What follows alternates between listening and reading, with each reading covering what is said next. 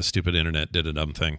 Anyway, so Brian, I was just talking about your internet went 2D on us. That's right. I was just talking about how and you were saying similar things, but this was gateway drug game. That's what this was. RTS to city building and everything else. Yeah. Am I starting to in my slow change of mind on how I felt about Microsoft, because I had hated Microsoft for the OS crap they put me through, and I was slowly starting to warm up to the idea of Microsoft at least delivering publishing games that I like Zoo Tycoon and Age of Empires and that kind of stuff. They were starting to win me over in that area. Still hate their OSs though, but you know what you're gonna do. Hate, love, hate. Yeah, love, hate.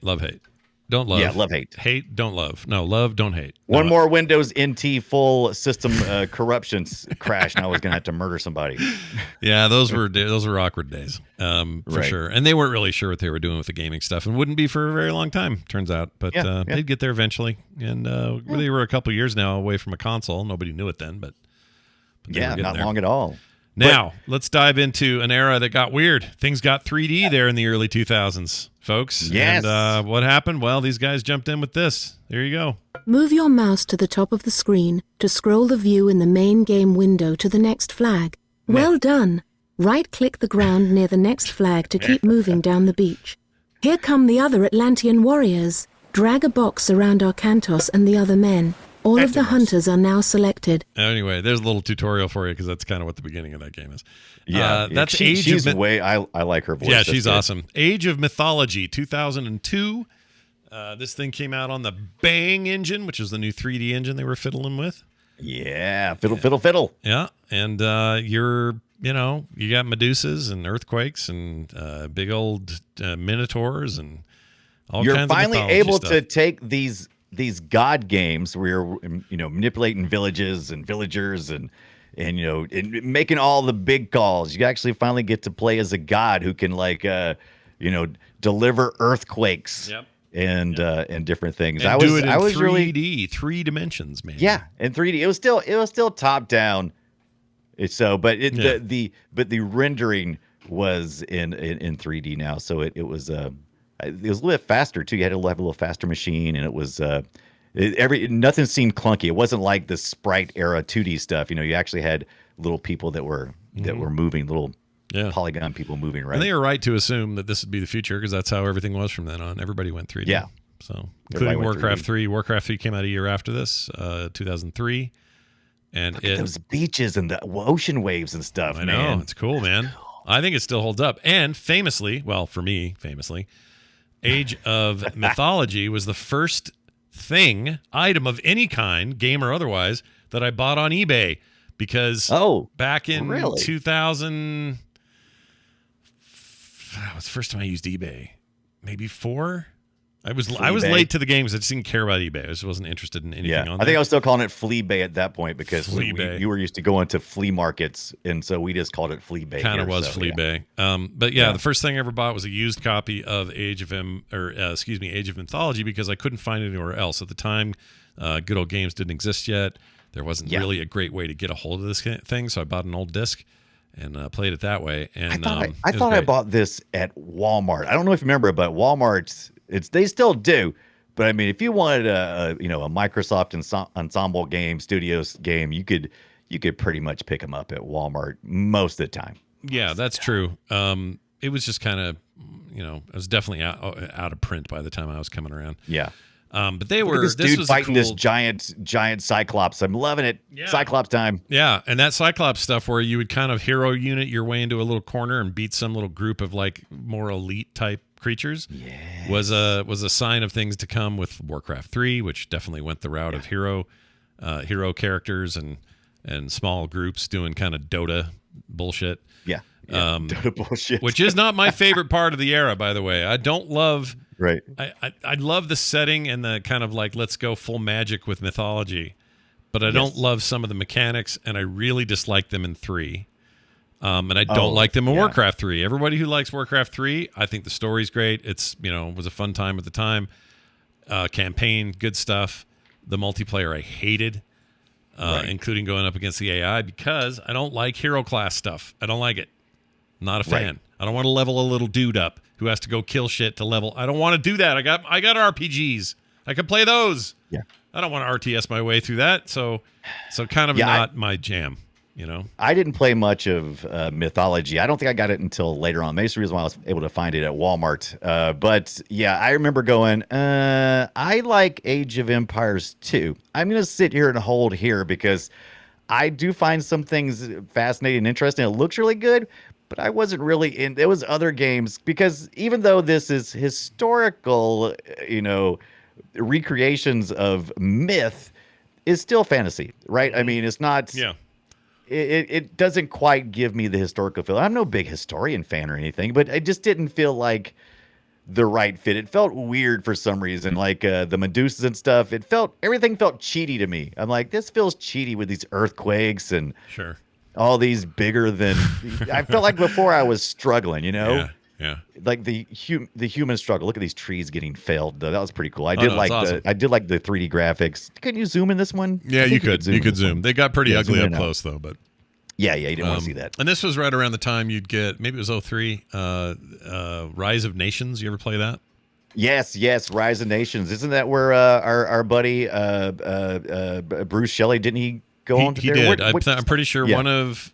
Well, him and maybe a couple others, but some crucial Age of Empire folks went over there to Big Huge Games, and they built stuff, and one of them was that game, Rise of Nations, which was also 3D. And that game was crazy because that started Stone Age and ended in like the information freaking nuke age. Yeah, and, so they wanted to do more like Civ did. Civ kind of usually it did everything. That's what I kind of liked about Age of Empires, though. It kind of... It kept you in like an area. It's like, okay, you can advance this many ages. It felt more like a faster playing board game or something to me, as opposed to, some big epic giant thing. I still feel that way about Civilization. I can play that game. That's an 8-hour session right there. I'll lose track of my entire day if I play Civ. Yeah, it's gone. Whole thing. Yeah, Civ 6, especially in the state that Civ 6 is in now with all the expansions it's got, that thing is, my gosh. You want to just, you got time to burn.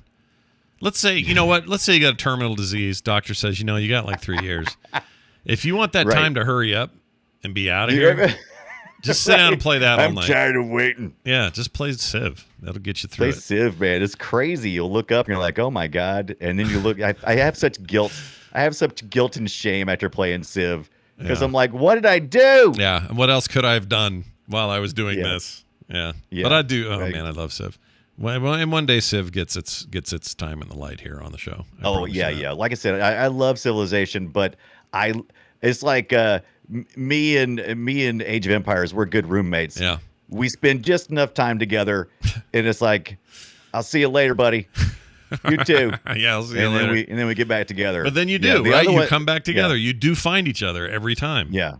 I think that's like a toxic relation. I mean, the Civilization is more like a toxic relationship where it's just, you're just engaged in that hot, passionate building and loving, and then, it's like, oh, I got to do something else. I got to go get a hobby. Well, all of you early 2000s freaking Halo kids, probably excited because Ensemble would go on to do the Halo Wars series as well. Then a wholly owned subsidiary of Microsoft, they built those Halo RTSs, and they were pretty good. They were good games. Yeah, I wanted to play that, and I never got to play the what's the Star Wars one that was built on the Genie engine as well. It was very similar vibe. Yeah, that was Empire at War, was it? Empire War, I think that sounds right. And I never that played game so much. Oh, Brian. Yeah. I mean, it did look like. I mean, it was Age of Empires 2 down to the pixel in terms of like 100% using that engine. Like that is absolutely what that was. But I didn't care. It was AT-ATs walking around and and guys going, the rebels have entered the base. The rebels have like all that bullshit. It was so good. Right. Loved it. Yeah. I hate that I missed it. Yeah, you missed out. I don't know why I didn't play it. I don't know what happened. The reason why I didn't get into it. Maybe I was realizing that Age of Empires was consuming too much of my life, and I was like, no, I can't do another one. That might have been it. You can't do two of these at once. You can't do another one. Especially that those games looked like a mod to Age of Empires 2. It probably kind of was. They probably just reskinned some art. I mean, it was based on the Genie engine, which was pretty much, it's a pretty simple engine other than the very intellectual AI. Yeah. I mean, but otherwise, it's pretty simple. Yeah. Well, map generating scenarios. Maybe for you skip over mythology or people like you, and they jump straight in to this thing I'm about to play here. Enjoy this. Move your mouse to the top of the... Whoops, wrong one here. This one. The story of why my family first came to the New World begins with the attack on Malta, the last stronghold of a dying order of Crusader knights. This much is fact. My ancestor Morgan Black was with the Knights of St. John when they defended the island from Sahin and the Ottomans. The rest, well, like most family stories, it's hard to separate the truth from the legend. And then boom, listen to this. Oh. So this is the time where Age of Empires entered the high fidelity era as far as I'm concerned, but also became not interesting to me. And again, it was a mechanics issue. It was a focus on hero leader thing. I felt like it got away from what made 2 special. 3 is a hard pill for me to swallow overall. It's still a fine game. Don't get me wrong. It just wasn't what I was coming to it for. And I actually upgraded a PC to get there because this thing ran like shit on my current box that I had it on. Oh, came out in 05, I guess, right? 05? Yeah. You got your Sound Blaster in there. Got your Sound Blaster Gold, do you? You got your little, baby. You got your little speakers there, do you? Hell yeah. Some Logitech speakers there. Yeah. 3 is interesting. I would actually argue 3 in some ways is the best looking of all of them. Yeah, it's using that 3D Bang engine, so it definitely has more textures and everything. It's a really good looking game. But I'm with you. The gameplay wasn't as much fun to me. I still enjoyed it, but I didn't play nearly as much of this as I did. In some ways, there was like some of it was too much like, oh, this is the same. And then there were other things where it's like, oh, this is new, but not really what I want. So I was kind of part of the problem, where my head was at with these things. So I don't really blame the game so much. And it's been, it went almost, let's see, 2005, so that's 2021 is when the last one came out. So how many years is that? That's a huge break. It's a pretty big break, like with 5 years. Yeah, a little break there between Age of Mythology, 3 years. The push behind the Age of Mythology version going to 3D and everything else was Age of Empires 2 got a good bit of criticism for not being a big step forward after Age of Empires and the first one. So the second one, even though it was much improved and I liked it a lot better, the critics were kind of panning it going, this is more of the same. But so they decided to make a big jump with Age of Mythology. And then I guess they felt like they needed to come back to what they did best. And I don't know, just so much time had passed since 2. What's that? 6 years between that one and this one. 6 years, yeah. And then my point is between this and 4 is like 16 years. Like it's insane. Yeah. Oh yeah. That's crazy. Yeah. And but I remember the interface was way better, if I remember correctly, in part 3. I did like how much more accessible everything felt, because I remember in 2, one of the problems I would always have is keeping my troops where they were supposed to be and remembering to tell them to stand their ground and not run, because if you didn't set that, you would end up with, a whole bunch of them chasing after a scout, and then you'd be like, where's my army at? They're supposed to be by the building. I think it was the G key was the shortcut key, but I would always forget to do it. Or maybe that sent them into the Garrison. I don't remember. Yeah, I can't remember. You could really Garrison. I loved the balancing of the Garrison, because once you got down to a certain level, even if somebody got past all of your stuff but as long as you build like a bunch of farms around your village center there, and you keep a bunch of peasants right in there, I mean, shoot. Just it has to be a pretty big army to come in and take those guys out, because that is a one stronghold. Your town center. When you get all the guys in there, you put all the villagers in there, and they start hucking spears. It can take out a pretty good bit of stuff. Yeah. So it's one of those deals. Now, real quick, someone corrected us. It's Galactic Battlegrounds 1 and 2. Oh, okay, Galactic Battlegrounds. Sorry, chat, we got that wrong. Oh, the Star Wars game that uses the Genie engine. Yeah, the Star Wars Galactic 2D games. Yeah, Battlegrounds. they look like Age of Empires mods. They truly did. Yeah, but they were still wonderful in their own way. All right, that brings us pretty current. There was other stuff. There were expansions, of course. The DS game. I do want to mention the DS game real quick. It was called Age of Empires: Age of Kings DS. So it was technically 2, but not really at all because the game played totally different. But you know what? It was a hell of a thing. What it reminded me of was playing Advance Wars, but in the look, motif, and gameplay of an ancient city builder. Didn't the developers for Advance Wars, didn't they make this version? Oh, if they did, I didn't know. I didn't look that up. That might be. If they did, that'd be amazing. That's right. That'd be amazing. I would love that because that would explain a lot. But basically, you were just like, there was a top-down map on the bottom screen. On the top of the DS, you had all your stats, and you would go do these attacks, and then you would have a separate screen for when the attack happened, and you'd have strengths. It was a turn-based tactical game is what it was. Yeah. And it was freaking great. It was pretty so cool. Good. Yeah. I actually highly recommend this. If you can go and, I don't know, I guess you can emulate it now or whatever. If you have a DS, you can still play it. Wonderful take on the idea. I'm not sure it ever really took off because, I don't know, people probably scoffed like, what is this? You dumbing down this game for handheld? But they really did something different with it, and I was happy. Yeah. They really did. And I didn't play much of it. I did see it, but I never really played this. I don't think I had a DS when this came out, and of course, by the time I had all that, I was like, I got other things I want to play. I spent some real money on that game. I think it was like $50. It was too much. Let's talk. I want to talk strategy just for a second.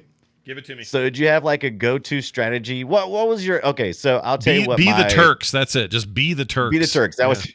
You need a shirt that says "Be the Turks." That's all I was going to say. Be the Turks. I always liked. I could occasionally defeat one or two of my friends. I never won when we were playing, 4 or 5 people. I would never win. I would always be like, I might be able to beat 1 or 2, but I was always going to get defeated. So I decided early on, I like harassing people. I especially like people who get very upset when they can't annihilate you. So that's one of the things, that's how we'd usually play. It's like, okay, we're going to play till annihilation when you totally destroy another civilization and the game is over because that other individual has totally died. Yeah. So I would always get me a couple of guys and I would sprinkle them behind trees where you couldn't really see them. And so I would have them in the world in different areas. I'd throw them on a boat and drive them out somewhere, and I'd throw them in the woods so you couldn't see them. So they would come in and destroy my town center. As long as you got a villager, game on, baby. Game keeps going. And so it would be a game of them trying to find my dude in the woods. Yeah. Suck it, you can't do it. Nope. That's a war of attrition at that point. You were the Viet Cong, dude. Just too much of a pain. We got to get out of this place. You can't win this war, but why? Because he's hiding in the bushes. Right. We gotta go. Well, I just want to go home. Yeah. Not until you completed the mission.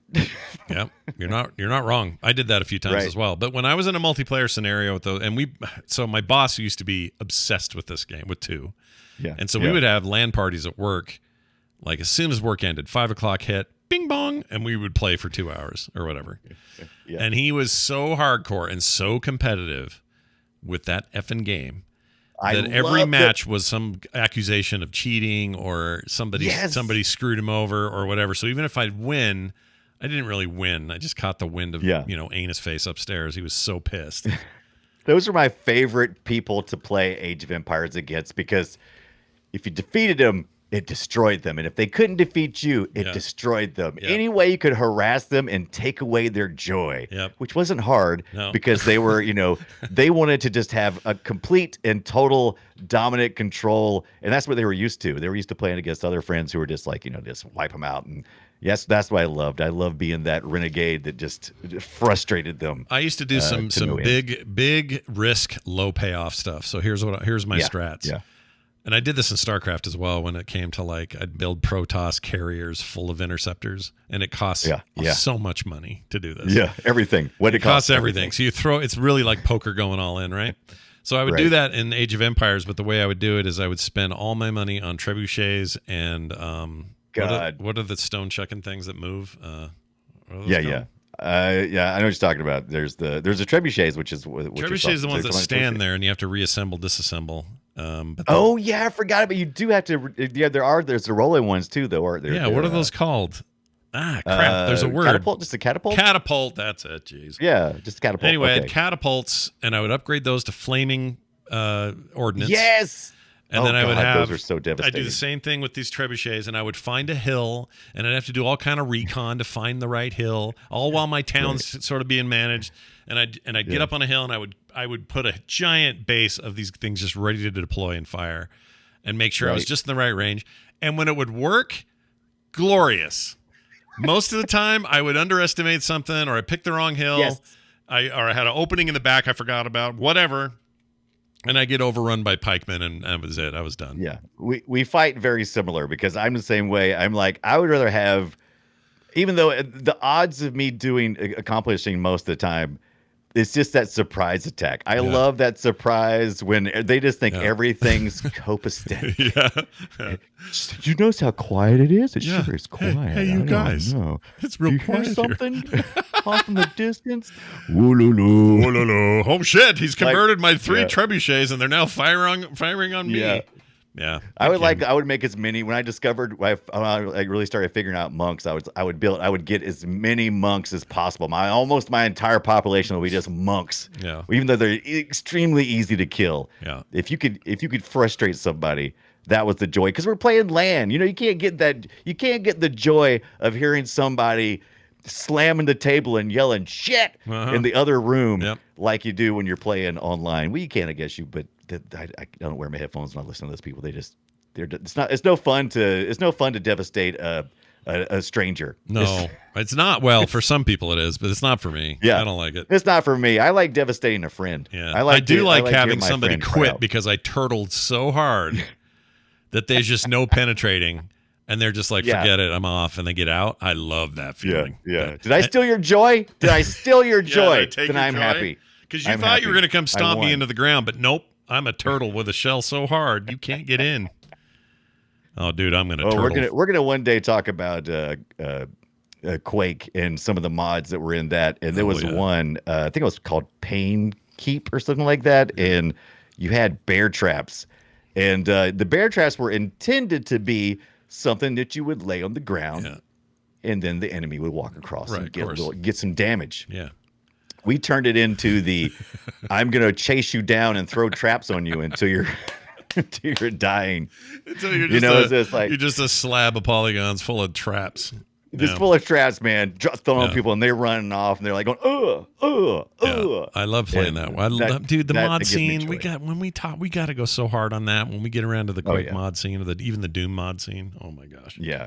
Nothing more satisfying than getting the electric gun and then jumping into the water and having somebody follow you because they think they're going to get you with their rocket launcher. Yeah. And then you just kill both. You killed both of you. Kill both yourself and another person. Yeah. You just made soup. You made stew with a bunch of gibs in there.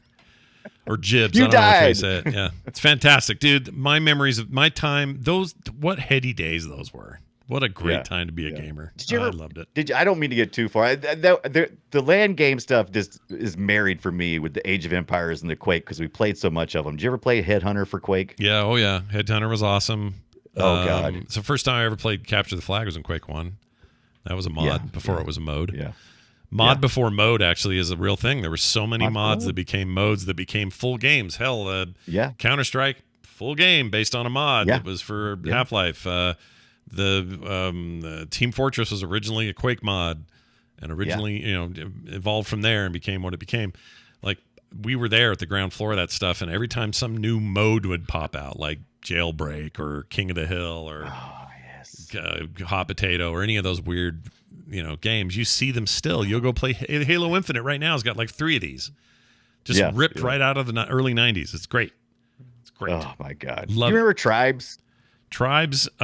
Yes, Tribes was awesome. I love Tribes. I love Tribes 2, and even Tribes, the new one. Tribes was so huge for like such a short amount of time. I find a lot of people will forget about Tribes. Tribes is so good. Yeah, it's really good. I love it. It burns so bright, but it faded so fast. You're not wrong. First Tribes game, 1998, 23 years ago. Oh my gosh, that's a long time ago. How's that happen?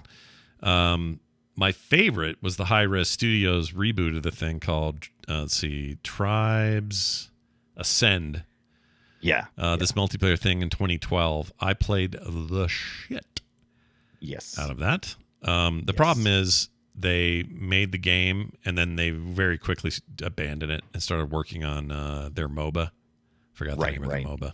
So people were mad at him. But I thought about that. Yeah. That was a good try. It was a good Tribes game. It was actually solid. Yeah, a lot of passion behind Tribes, man. A lot of passion. I'd play Tribes right now if I had a chance. Tribes is great. Yeah. But in a weird way, Tribes is like, hey, what if Quake was outside with a bunch of mods? That's kind of what Tribes was. Pretty much. Yeah.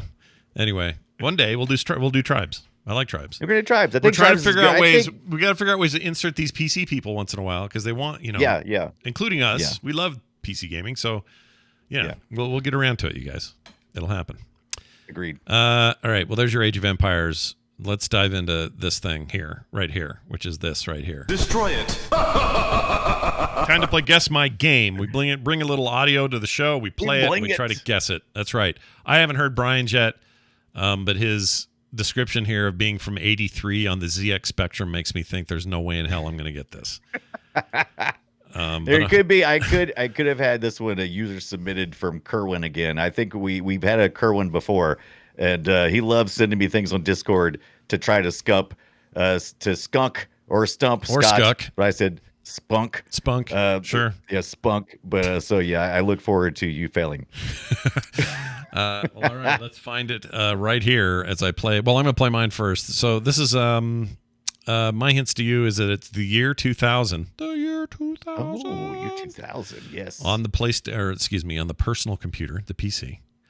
So this would have been like Windows ME or NT or whatever crap we were using. I remember it being a big deal when I bought it. I played it. I don't know if anyone else did. This might be really hard. I'm giving you a ton of leeway on this one, all right? So here you go. The next 24 hours will bring heavy cloud cover. Temperatures will reach minus 50 degrees during the day and fall to minus 90 at night. A light breeze will come from the south. Low pressure from the east will result in snowstorms. You are forbidden to leave your bunkers during the storm.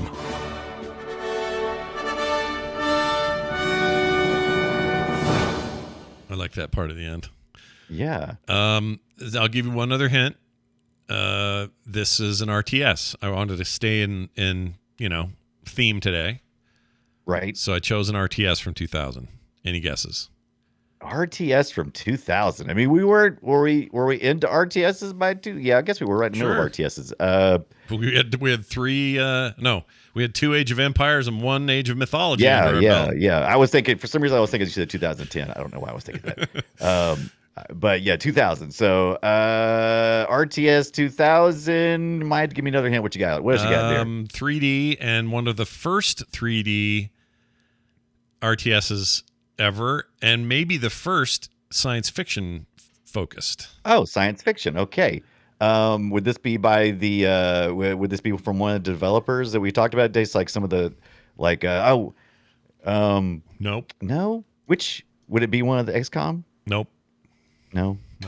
XCOM, and plus, XCOM's turn-based anyway. So turn-based, right? Well, no, you're right. Yeah, I was thinking. I'll give you a hint. The platforms were Windows and Mac.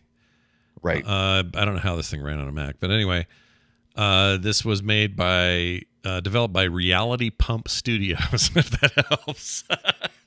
Not a bit. Holy Moses! This is a hard one. I realize that this is really hard. Okay, I'm just going to tell you. You ready? Here it is. Give it to me. The game is called Earth 2150. Oh, wait. I think I do remember that one. And I remember it very well, but, whatever. It's also known as Earth 2150 Escape from the Blue Planet, had a subtitle.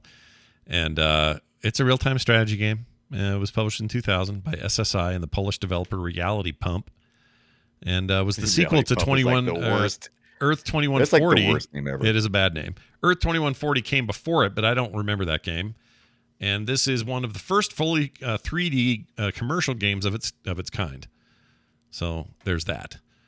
The game also had two standalone expansions, which were 2150 The Moon Project and 2150 Lost Souls. I played neither of those. I went back and looked at some video of this. This game does not look as cool as I remember. but it was cool to me. Okay, it was cool to me. Do you remember a Warcraft kind of knockoff that came out in 2000 called Amazons and Aliens? No. Tell me Joe more. Wood Entertainment. No, tell me more. Tell me more. I posted a link in the Discord server, but it was a piece of trash, but for some reason I kind of liked it. A race of blue aliens, proficient in store work versus Amazon humanoid women. Yeah. Let's see here. Oh yeah, look at this. Oh wow. Oh, got you to do your breeding. You got to do your breeding. I kind of do remember this. Yeah. 3 interplanetary storks traveling through space and 3 baby species of 3 separate worlds. I played this. Yeah. For some reason I remember it being like in here's a good conversation. Amazons and Aliens, worst RTS game ever? I mean, maybe. At the time, I remember thinking, ooh, I just liked competition, so I was always checking competition out. Yeah.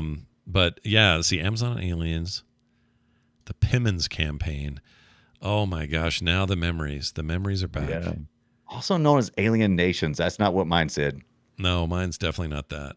But it was like Warcraft Light. Just a choppy mess, though. I don't think it was. I never thought it was good. I'll put it that way. I remember playing it and going, "This is not good. Why am I playing this?" Look at that choppy mess. You're right. Yeah, oh my god, I don't remember being that choppy. It's garbage. I do remember thinking that it was pretty cool that the aliens were. I like that aspect of it because they were goofy cartoon aliens. They weren't like your cool StarCraft aliens or anything. That stuff's in your wheelhouse, man. You're into it. Yeah. They only had to ask once. All right, check this out. We're going to do Brian's now. So mine's kind of a fail on my part. It's kind of a game no one heard of, but I still liked it. Oh, no. Brian's game is from 1983 and on the ZX Spectrum. And you also say, Kerwin hates me. Who's that? Kerwin hates you. Kerwin's the one who always sends me clips of really obscure, usually ZX Spectrum games or Commodore 64 games. Great. And goes, see if you can stop Scott with this. And I'm like, I guarantee you, this is not even a game. We're going to destroy Scott. There's no way he's going to guess this. Yeah. Well, I'll give it a shot. But the audio is interesting. Yeah, I'll give it a shot. Here we go. Yeah.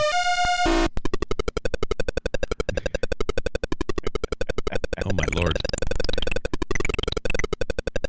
Oh, it's gone. 1983 single player. Oh, wait, I know this. I might actually know this. It actually came out on the Windows at some point, and Dragon 3264. I don't even know what the crap that is. It did win the Golden Joystick Award for Best Arcade Style Game. This is so familiar. I'm going to be mad because I think I know this. The music is so familiar to me. Let me see. What's this last part? The platformer. It did eventually come out on the Xbox 360. What? That had to be. Probably no way. It was probably that arcade thing they had. What was their arcade Right. thing they had on there? That was called Xbox Oh, Live. yeah, I know what you're Not talking Live about. Arcade. Yeah. What was that called? It wasn't Live Arcade. It was the other thing where they had a whole virtual arcade. Was it Live called Arcade, virtual Live arcade? Arcade was, once again, Microsoft with their naming conventions. They're always screwing up. But Right. But they had this like virtual. You took your avatar around the arcade and you bought games for like $3, and like here's Joust. Here's they were old arcade games. And this I think Sector 7 has it. Was it Game Room? That sounds right. Game Room, Xbox Game Room. That's yeah. it. Yeah, that was a cool idea that they should have kept pushing through, and they stopped. All right, I think I'm stumped here, but I know this, and it's going to piss me off. So what is it? Great. Bug Bite Software's Manic Miner. We had several people in the chat room know it. Zoe brings the bacon. You it right away. Like, oh yeah, I know this one. I know and this the Wraith game. as well. I played this Yeah, game. the This Wraith was as well, right they had away. this on my Apple had this. My 2E or whatever I had. Yeah, it was on the Commodore 16, the C64, the Auric. Well, all these computers some of these things I never heard of. The Auric one, the Sam Coop. I don't know what that one The is. Sam Coop. What is that the Sam the PMD Coop? 85? I don't know. In some alternate history, Sam Coop has the largest world market cap of any technology company. Oh, that's funny. And Apple, no one heard of Apple. That's funny. Yeah. All right. I love that. Good pull. And I should have known it. I played that game. I know that game. That Well, that's better than I thought you would have gotten. I thought you would have been like, I have no clue. So you at least played it before. That's good. Yeah. It was my job today to give you something as weird as freaking Earth 2150. You're right. That no one's heard of. All right. Well, on that note, that's always fun. If you guys have your own ideas of some of that stuff, you can send those in to this email address, playretroshow@gmail.com, which also happens to be what we're going to do right now. Welcome to the treasure room. James wrote in to that email address. Oh, James. Yeah, James. Hubba James. Yeah. He says, hey, guys, love the new show. Just as a correction of sorts, both Outrun 2 and Coast to Coast were released on the original Xbox. Coast to Coast actually combines both a completely new course and Outrun 2's course, which is why Scott would have recognized the footage of Outrun 2 and confused it with Coast to Coast. Yeah. So that makes sense. In 2009, Sega released a version for the Xbox Live Arcade called Outrun Online Arcade. This was essentially Coast to Coast with cleaner visuals, and you could race online with other players. Unfortunately, this title was delisted in 2011 when Sega lost their license with Ferrari. So man. That's a bummer. Stupid Ferrari. Yeah, I know those bastards. You Italian bastards. Yes. Just kidding. You guys are great. Yu Suzuki, excuse me, is my hero too, he says. And an episode dedicated to him or an interview would be amazing. Shenmue is my favorite game of all time and completely changed my life. All the best, James. Oh, nice. Yes. Wow, changed your life. So I'd love to know James's thoughts on 3. 3 is a new game. And, Shenmue 3. Should I play it? I have a code. Should I play it? You have a code? You should totally play it if you have a code. I want to get out. Look, I have heard so many people talk about. I've played just a little bit of Shenmue. I mean, hardly any at all. Just enough to kind of go, oh, so this is what this is, and I've never played any more than that. And I really feel like, right? I really feel like the amount of passion that people have for this game. I'm like, I need to go back and visit. I must not have gotten it. But the same way, lots of games I start playing. Like the first time I played Minecraft, I'm like, this is stupid. What am I doing right now? This is dumb. Well, interactive 3D third-person open world games are probably they all owe a little bit of thanks to Shenmue, no doubt. Yes, but the Shenmue in its time, it was mind-blowing. No other games were like this. It was weird. You could walk around a town and pick something off the floor or play a video game in an arcade and have it play like a video game and then walk around some more. And you could fight. Yeah, you could play Outrun. You do all these things in this game. It was really unique in that regard.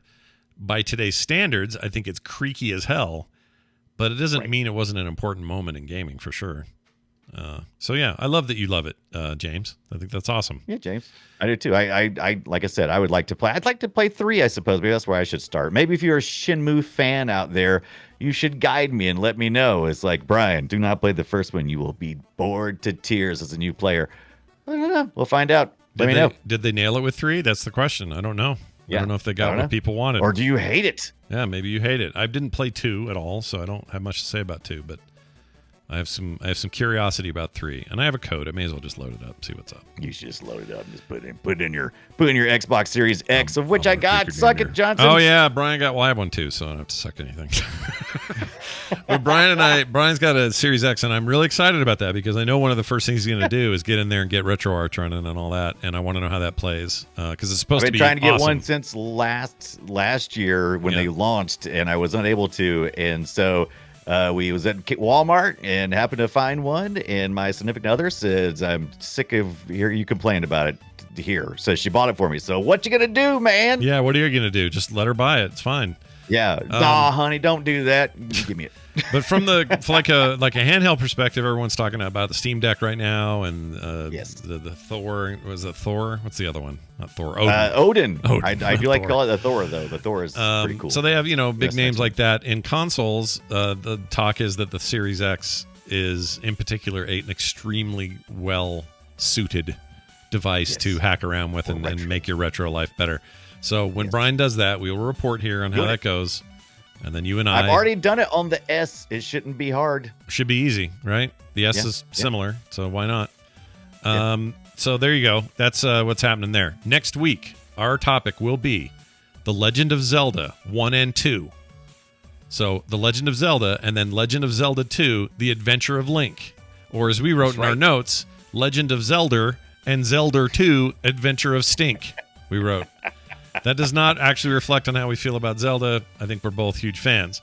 But we like to have fun in our notes. Anyway, that's next week, and I'm really excited about this because, as Brian put it in his notes to me, we need to feed those Nintendo people. Yeah. They're hungry, man. They're hungry. But also, I think Zelda's 1 and 2, staying neatly in the NES era is a real good place for us to go. So I'm excited about it and talking more about the origins of all that and getting our Zelda on finally here on Play Retro. Finally. Yeah. It's going to be tough. That first one, I went back and played a couple years ago. It's pretty rough. Yeah. We'll see what I think about it. It's okay. It's just, time has passed. Okay, folks. Yes. We'll get into it. In the meantime, patreon.com/playretro is where you can go to support the show. That's patreon.com/playretro. I would like to welcome the following human beings to the fray: Jeremy Fortune, Jerome Fatora. Yes. I like that we got a Jerome and a Jeremy within like a week of each other. I like that. And Brendan, the new villagers. Brendan Buckingham. So this is interesting. We got JF, and BB.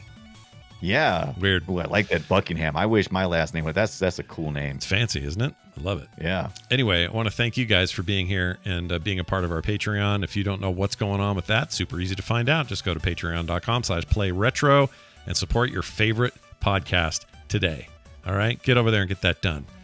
Brian, we're going to give away the PlayStation Classic right now. Yes. Right now! Yeah, that's right. Earlier today, I put up a thing where people could sign up for it, and I decided we're going to give it away. We're going to give it away now. Look at it. It's in Brian's hands. Look at that. PlayStation Classic, brand new. What did the Chili Peppers say? Give it away. Give it away. Give it away now. Now. Yeah, they want it now is what they want. A whole bunch of you signed up. You all said such lovely things. I wish I could give one to all of you, but I've picked one at random. Brian, would you like to hear who our winner is? I can't hardly contain myself. Do all it. Right. Here's I need the music for the win. Hold on. I don't like Steam. No. Money blow. No. Let's get Oh, this is good. Okay, so here's the start it. Let's get scratching. All right, so that's for that. Okay, that'll be for our win. All right, here we go. Our winner is, I'm picking randomly, The Void Alone.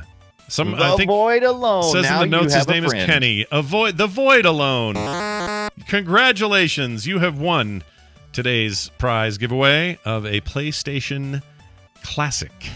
Yes. Now I have one more to give away too, but not this week, right? Yeah, we still have one to give away. Don't lose it just yet. We have one more to give away, but not this week. I think that one we'll do. We may do patrons only for that one. I think that's what we'll do. There. Yes. But this one was for the whole shebang. Everybody out there and their dog. And the one lucky winner we have this week is The Void Alone, whose email I have. So I'll reach out to you, Kenny, and get you all hooked up with your prize. It'll be mailed directly to you. Congratulations. Sorry to all our international listeners. This was a U.S. only deal. But you understand. Maybe we do some digital code giveaways. I've got some digital code for some pretty sweet games. Maybe we give some of those to the international listeners. What do you think about that? All right. Yeah. That'll do it for us. Big thanks, everybody, for listening. And by the way, those Patreon episodes, you get no commercials or ads of any kind ever. You get pre-show content every week that you're not getting any other way. It's the only place it ends up. And monthly benefits only available to our patrons. So head on over there and check it out. Patreon.com/playretro. For everything else, it's playretroshow@gmail.com. If you want to contact us, Play Retro Show on Twitter. And the website is frogpants.com/playretro. Brian, anything else you want to say before we end this? Just one thing. What? Woolulu. Woolulu. I will also agree with Woolulu, and we'll see you guys next time. Go play something retro. Bye now.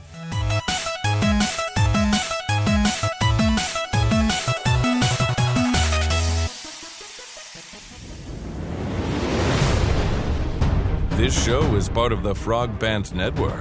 Yes. Get more at frogpants.com.